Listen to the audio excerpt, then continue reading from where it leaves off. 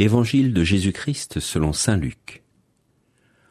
En ce temps-là, entré dans la ville de Jéricho, Jésus la traversait. Or, il y avait un homme du nom de Zachée. Il était le chef des collecteurs d'impôts, et c'était quelqu'un de riche. Il cherchait à voir qui était Jésus, mais il ne le pouvait pas à cause de la foule, car il était de petite taille. Il courut donc en avant et grimpa sur un sycomore pour voir Jésus qui allait passer par là. Arrivé à cet endroit, Jésus leva les yeux et lui dit « Zachée, descends vite, aujourd'hui il faut que j'aille demeurer dans ta maison. » Vite, il descendit et reçut Jésus avec joie. Voyant cela, tous récriminaient. Il est allé loger chez un homme qui est un pécheur. Zachée, debout, s'adressa au Seigneur.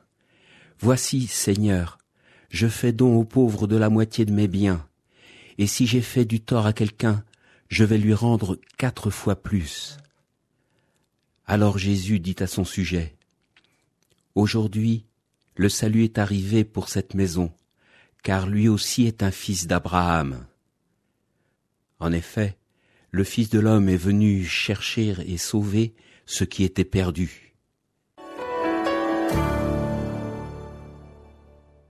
Voilà, Seigneur, je fais don aux pauvres de la moitié de mes biens, et si j'ai fait du tort à quelqu'un, je vais lui rendre 4 fois plus. Voyez, la visite de Jésus a produit dans la vie de Zachée une véritable conversion, et je dirais même une véritable libération.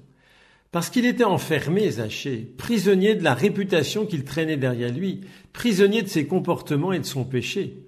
Le regard que les autres portaient sur lui et le regard que lui-même portait sur sa propre vie, c'était un regard qui l'enfermait dans son état de pécheur.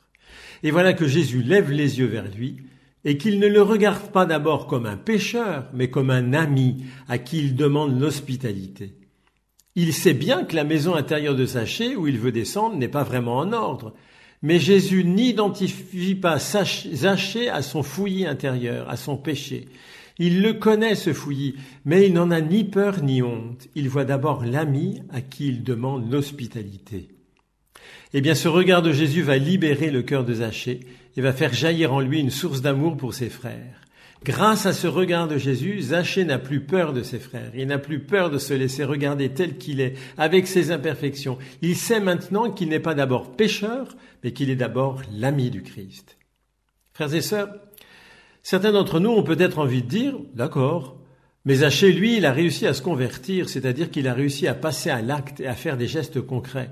Moi, ça fait des années que j'essaie de sortir de la rancune et de pardonner à une personne qui m'a blessé et je n'y arrive toujours pas. Moi, cela fait des années que j'essaie de rompre une liaison adultère et je n'y arrive toujours pas. Moi, cela fait des années que j'essaie de sortir de mon alcoolisme mondain et je n'y arrive toujours pas. Moi, cela fait des années que je lutte contre mes emportements colériques ou contre mes tendances dépressives et je n'y arrive toujours pas. Et chacun peut continuer la liste pour soi-même. Mais la première conversion, frères et sœurs, c'est d'arrêter de désespérer de soi. C'est d'arrêter de s'identifier à son péché. Parce que le Christ, lui, pose sur moi un regard qui ne m'identifie pas à mon péché. C'est vrai que le Christ m'appelle à changer de comportement. Mais c'est vrai aussi que peut-être je n'arriverai jamais à sortir totalement de mes mauvais comportements qui me font souffrir et qui plus encore font souffrir les autres. C'est vrai que sans cesse, je dirai les mêmes péchés au sacrement du pardon. Mais sans cesse également, je me laisserai regarder par le Seigneur d'un regard qui ne m'enferme pas dans mon péché. Seigneur, s'il te plaît, descends dans mon cœur fouillis, sois l'hôte de ma demeure intérieure. Tu connais mon péché, tu n'en as ni peur ni honte, sans cesse tu me relèves, pour tant de miséricorde. Béni sois-tu. Amen. L'Évangile était commenté par le père Patrice Héon, curé de la paroisse de la Sainte Famille